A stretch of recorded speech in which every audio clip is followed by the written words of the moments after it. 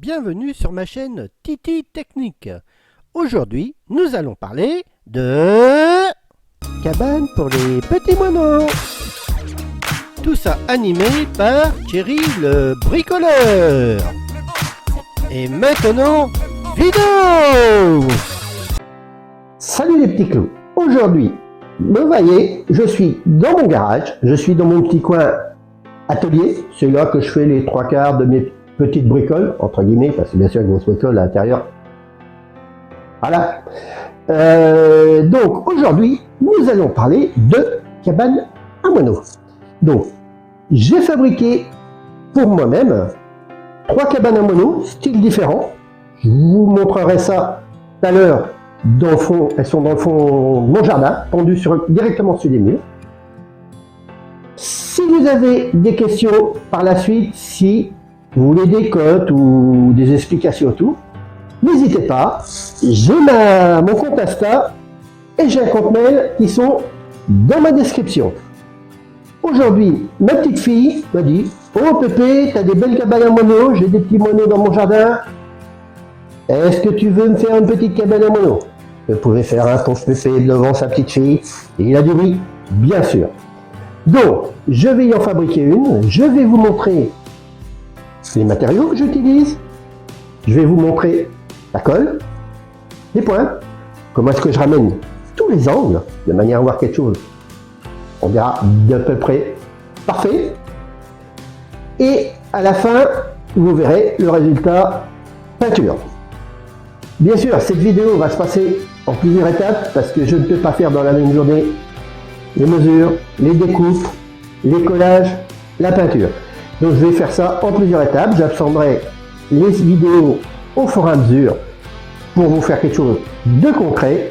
Donc maintenant, nous y voilà. Donc allons faire un petit tour dans mon jardin et voir comment se présente déjà celle que j'ai fabriquée. Nous voilà donc à l'extérieur dans mon jardin, que vous avez déjà pu voir, car j'ai déjà fait une vidéo pour les micro-cravates pour les distances. On voyait ici de loin les 3 cabanes à moineaux fabriquées. Donc on va essayer de s'approcher. Alors bien sûr, il pleut, il y a du vent. Je suis en micro-cravate, on verra bien ce que ça donne. Et on n'a rien envie aux Bretons, hein. C'est la pointe du Cotentin, c'est la Normandie. Donc voici le premier exemplaire que j'ai fabriqué il y a 7 ans. J'ai fait sur le côté une petite trappe qui permet d'aller voir l'intérieur. 2 petits trous, bien sûr, pour les moineaux. Et ici, une petite rangée pour mettre des mangeoires. On va pas rester trop longtemps dehors parce que ça verse vraiment. Donc voici le deuxième modèle. Donc un petit peu plus compliqué, j'y ai passé un petit peu plus de temps. Donc là vous voyez, j'ai fait un coin mangeoire, un petit coin avec des petites espèces de petites maisons pour que les moineaux puissent faire des petits nichoirs. Donc voilà, et devant, voilà, une petite plaque pour faire de perchoirs. Et je vais vous montrer le troisième modèle, alors qui m'a pris beaucoup plus de temps. C'est un moulin. Voilà, moulin à vent, je vais vous montrer de côté. Voilà, posé au mur aussi, bien sûr. Donc il sert aussi de nichoir. Voilà, donc là, bien le petit trou pour le nichoir. Et des ailes, comme le moulin avant. Alors le plus dur, ça a été faire les côtés, parce que on voit peut-être pas beaucoup à la caméra, mais les côtés sont inclinés. Voilà, on arrête la vidéo là, parce que là je vais rentrer et je suis en train de me faire laver. Donc voilà, un petit coup de séchage quand même. Donc maintenant, nous allons parler des matériaux que j'utilise. Alors, j'utilise du composite. C'est des plaques que j'achète chez Leroy Merlin. C'est du Renosist Malvo. Alors, l'avantage du composite, c'est que la première cabane que je vous ai montrée, je l'ai faite il y a 7 ans, quand j'ai acheté ma maison. Enfin, presque 8 ans d'ailleurs. Ça fait 8 ans qu'elle est dehors, et vous avez vu, ça n'a pas bougé. Les peintures dessus, j'ai mis des peintures costauds. Quand j'arrive au moment des peintures, je vous parlerai des peintures que je mets. Mais le composite, l'avantage c'est que c'est pas du bois. Le composite c'est du plastique. Voilà comment ça se présente. Je vous en montre, c'est une chute qui me reste des anciennes cabanes que j'avais faites. Là, je sais pas, voilà, je pense que vous allez voir, Renovalt Renosiste Malvo. L'épaisseur, je prends ça 1 cm d'épaisseur. Donc là, vous voyez, pour moi c'est du plastique aggloméré, hein, ça bouge pas. J'avais acheté une petite cabane que j'avais acheté à un coup à Lidl, qui était en petit bois, en bois traditionnel quoi. Parce que je trouvais ça pas, c'était joli, c'était hyper joli, c'était bien fait. Je l'avais monté au mois de mars, au mois de décembre je la foutais à la poubelle parce que c'était pourri, ça partait de tous les côtés, le soleil, la flotte, voilà. Ça, je vous garantis, ça bouge pas. Alors par contre, l'inconvénient, c'est que j'ai racheté une plaque pour faire la cabane de ma petite fille, une plaque d'1,20 m par 60, j'ai payé ça 30 balles. Alors vous allez me dire, ouais, 30 balles une plaque, 30 balles une plaque, allez acheter une cabane à moineaux, même dans une grande surface, dans un truc à pas cher, vous verrez, vous allez payer ça, ce prix-là, si ce n'est plus. Et ça ne sera pas une vitam aeternam. Ça, je peux vous garantir que ça ne bougera pas. Voilà, donc, présentation du matériel. Maintenant, je vais essayer de fabriquer pour ma petite fille quelque chose qui ressemble un petit peu à vaguement la première cabane que je vous ai fait, juste un petit truc avec un petit mangeoire et un petit perchoir. Une petite cabane parce qu'elle veut prendre ça dans un arbre. Donc, je vais mettre ça à plat pour pouvoir je vais réfléchir à mes côtes, voir un petit peu comment couper mes côtés, mes fronts et tout ce qu'il faut. Sachez que ce genre de matériau se coupe, moi je coupe ça à la scie sauteuse. J'ai des scies sauteuses sur batterie, des scies sauteuses que j'ai achetées, c'est du Leroy Merlin. Ça marche très bien, ça se coupe très bien, vous coupez ça à l'aiguille, vous coupez ça à la scie à métaux, c'est hyper tendre, donc ça se coupe hyper bien. Donc pour le matériau, je pense qu'on a fait un petit peu le tour, donc maintenant on va venir à plat sur l'établi et on va voir comment on va faire pour les côtes, la dimension et voir un petit peu l'état d'esprit de tout ça, comment ça va se monter. Allez, je vous reprends sur l'établi. Donc voilà notre morceau à plat. Donc j'ai fait, je vais la faire, ce sera le morceau du fond. Hein. Je vais la faire de 30 cm, la mienne fait 40, hein, c'est un petit peu grand. Pour prendre dans un arbre, je vais la faire un petit peu plus raisonnable, 40, et je vais faire ici, là, à cet endroit-là, un petit endroit, je sais pas si on le voit, oui, ici, comme ça. Un petit endroit nichoir avec un petit perchoir pour faire un petit nid. Voilà, donc là, nous allons passer à la découpe. Alors pour la découpe, je me sers de ce genre d'engin. C'est du Dexter. C'est la marque Leroy Merlin. J'avais racheté des batteries lithium. Voilà. En 18 volts, des batteries un peu plus grosses, hein, des batteries qui font je sais plus combien d'ampères. 18 volts 4 ampères. Si vous voulez que je vous fasse une vidéo sur ce genre de matériel, j'en ai pas mal, j'avais acheté toute la série. Je vous dirai ce que j'en pense. Voilà, donc je vais vous montrer les découpes, vous allez voir, ça se coupe comme dans du beurre.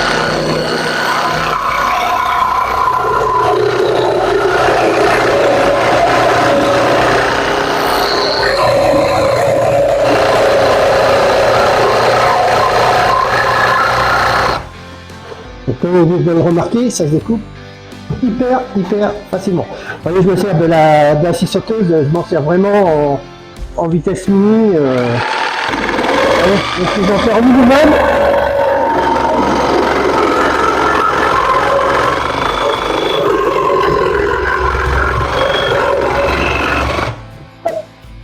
Voilà. Bon, par contre, ça fait beaucoup de cochonneries. Donc, voilà notre fond de plaque. Hein, avec notre petit coin pour le nichoir et le petit coin mangeoire. Voici donc le premier côté. Donc je trace ça avec un petit crayon que je ramène quand je vais chez Ikea. Allez, j'en mets toujours un ou deux dans ma poche, je devrais pas le dire, mais bon. Et ça se trace très bien. Donc les côtés, je vais faire deux côtés avec deux pans inclinés. Donc j'ai mis le 15 cm de large qui correspond à la largeur de ma plaque de sol. J'ai mis 17 cm de haut, ça me paraissait à peu près correct. Et j'ai mis 12,5 ici pour le bas des pentes. Voilà. Donc on va découper tout ça. Je vous reprends tout de suite. Donc là voilà, j'ai coupé les deux morceaux qui vont faire les côtés, voilà, les deux plaques, hein, de manière petite astuce. Alors un serre-joint, je les serre bien ensemble et je vais raboter les côtés de manière à avoir exactement les deux mêmes plaques. Donc on y va. Donc en dessous,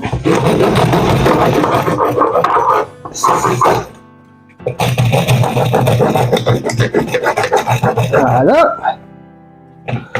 Hop. Alors je fais ça avec une rampe à bois, hein, tout simplement.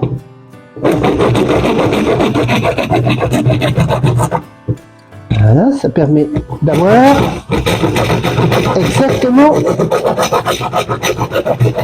les deux mêmes plaques. Un avantage et un inconvénient aussi, c'est que si vous avez un défaut, vous avez deux défauts. Après, je prends une petite lime à acier, beaucoup plus douce. Et regarde, donc vous passez dessus. Et hop. Ça vous relisse tout. Je ne sais pas si on voit bien. Vous voyez, un côté lissé, un côté pas lissé, un côté lissé. Bon, hop, on lisse tout.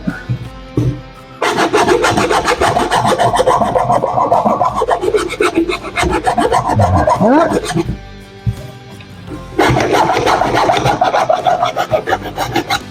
Voilà.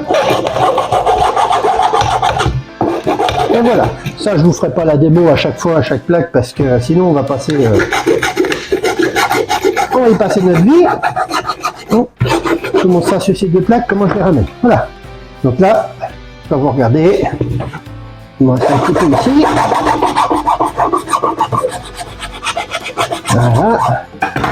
Donc tous les rebords ici sont identiques. Donc maintenant, nous allons passer au collage et pointage. Alors, ce sera... Voilà, donc voilà notre morceau du dessous. Donc, nos deux morceaux vont venir donc ici, comme ça. Donc on va se coller et se pointer ça. Voilà, tout de suite.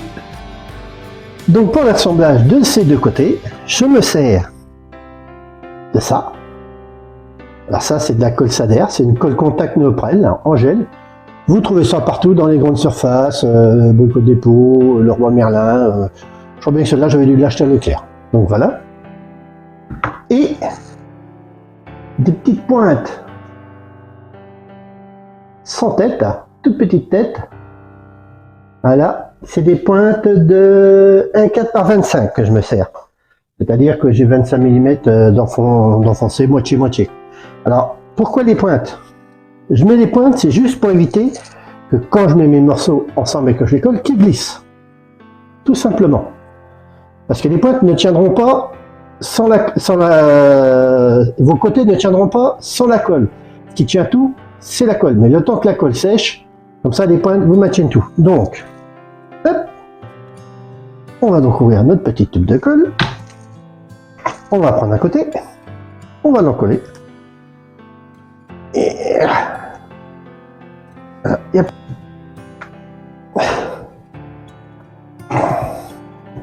Alors la colle, soyez pas avare, hein. N'ayez pas peur d'en mettre.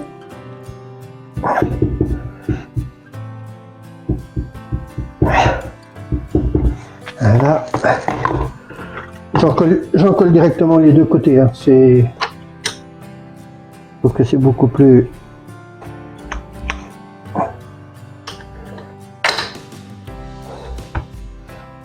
Voilà. Voilà. Hop. Et notre petit côté ici. Voilà. Petite pointe, on va prendre un petit marteau. Voilà. Alors les premières, c'est pas toujours les plus facile à mettre. Donc il faut bien se mettre. Là, vous mettez un peu de colle sur les doigts, hein, ça c'est clair. Hop. Moi j'en mets 3, comme j'aligne en dessous, ça permet que ça ne bouge pas. Voilà.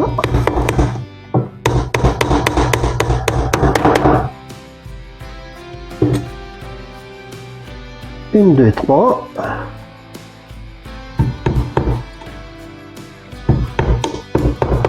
Alors bien sûr, on peut mettre ça rentrer en dessous. Voilà. Hop. Alors, vous mettez de la colle, on verra ça après. Tac. Que je ramène là. On a la première petite pointe. Voilà. Alors là, il faut jouer un petit peu les équilibristes à la première. Hop. Voilà. Et vous alignez comme il faut. Hop, on y va. Voilà, j'ai pas l'air trop mal.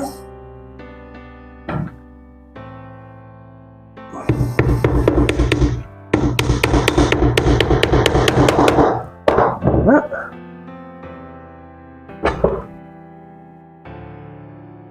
Ah, ça colle les doigts.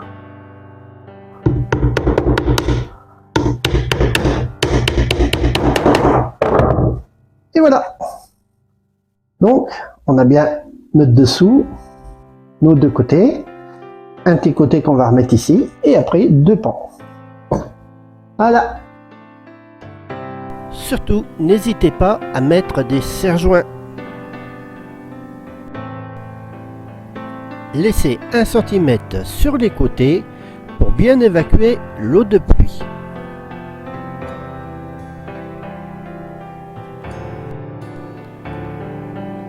Enlevez les surplus avec une lime très douce. Une petite vue de l'arrière.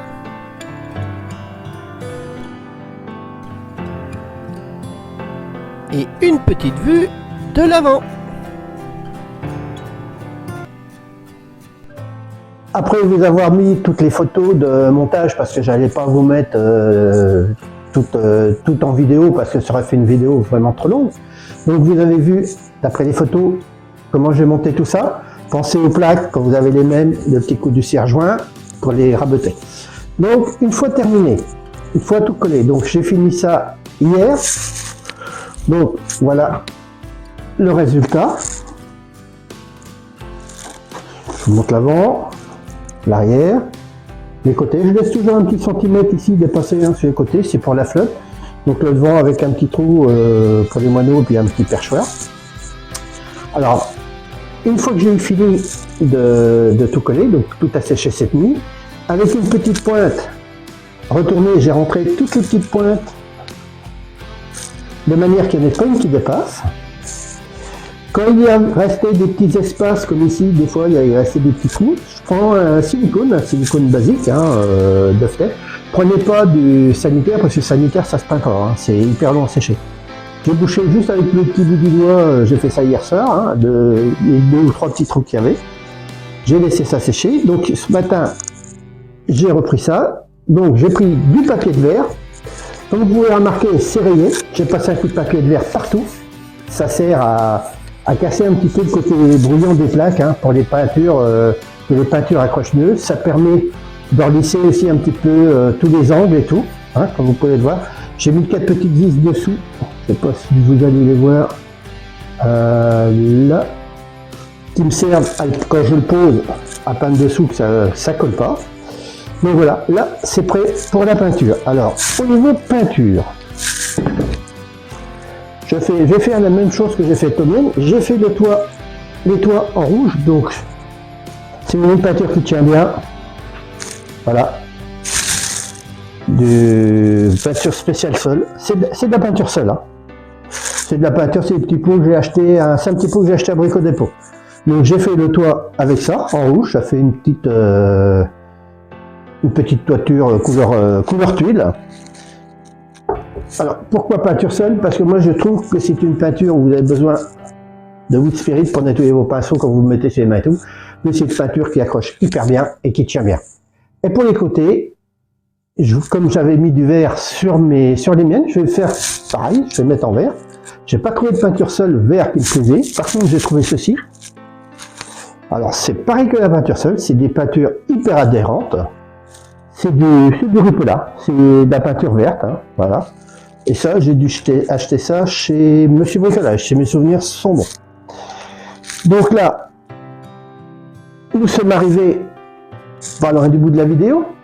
Donc maintenant, je vais m'attaquer aux peintures. Je vais arrêter la vidéo le temps de faire les peintures, parce que je vais en faire une couche aujourd'hui, que je vais faire assez grasse, assez épaisse, de manière que je vais la laisser sécher. On est aujourd'hui samedi, je vais laisser sécher aujourd'hui, je vais laisser sécher demain. Lundi, je repasserai un tout petit coup de papier de verre hyper fin dessus, sur la peinture, directement partout. Vous allez me dire, ça va me la rayer. Oui, ça va vous la rayer, mais ça va vous casser toutes ces petites aspérités, et ça va vous donner de l'accroche pour la deuxième couche. Et vous verrez, votre deuxième couche, elle va être hyper lisse, elle va super bien s'étendre, et ça va être nickel. Donc là, vous voyez, j'ai mis un vieux t-shirt parce que bon, c'est des peintures qui ne s'enlèvent pas, malheureusement, sur les fringues. Ça, même sur les mains, c'est dur à enlever. Il faut vraiment du Wood Spirit et tout est fait avec Wood Spirit. Donc là, je me mets en peinture et puis je vous reprendrai. Dès la deuxième couche passée, je vous montrerai le résultat final. Allez, je vous laisse. Donc voilà mes petits clous, nous voilà donc à la phase finale de cette maison pour les petits oiseaux. La peinture est faite, j'ai passé 3 couches dessus, je fais ça en 3 étapes, bon après il faut le temps que tout ça sèche, et je vais vous montrer le résultat final.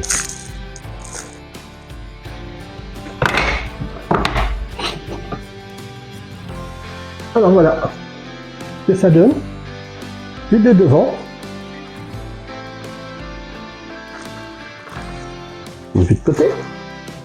Vous voyez, j'ai peint même les petits dessous, les petits déports d'eau en marron. Pareil ici devant, les petits déports d'eau en marron. Une petite vue de l'arrière, donc tout basique. Et les petits déports d'eau ici en marron aussi. Donc cela fait un petit nichoir pour les oiseaux ici. Et là, comme je sais pas si on le voit. On le voit un petit peu ici. J'ai mis un petit crochet à l'intérieur, ce qui permet de pendre quand vous achetez des petites boules.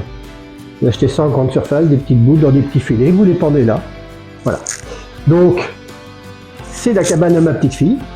Je l'amènerai dès que je vais la voir, parce qu'elle habite pas tout à fait à côté de chez moi, donc je la vois pas tous les jours. Et on pendra ça. J'ai mis 2 petits crochets sur le dessus. Voilà. On met des petits anneaux. Comme ça, je prendrai un petit fil de fer ou quelque chose, un truc que je prendrai pour le mettre dans un arbre. Donc voilà. Nous voilà donc à la fin de cette vidéo cabane à moineaux. Enfin, à la fin, pas tout à fait à la fin. Il y a encore 2 petites choses à voir. Donc, restez encore avec moi quelques petites minutes. Je vous envoie ces 2 petites choses et je vous dis à bientôt. Alors c'est pas fini, car il reste encore 2 petites choses. Si vous avez aimé, n'hésitez pas à mettre un pouce bleu. Et si vous êtes fan, n'hésitez pas à vous abonner. Ceci est vraiment la fin de la vidéo. J'espère qu'elle vous aura plu et que ça vous aidera. Et je vous dis à bientôt mes petits clous pour dans une prochaine vidéo.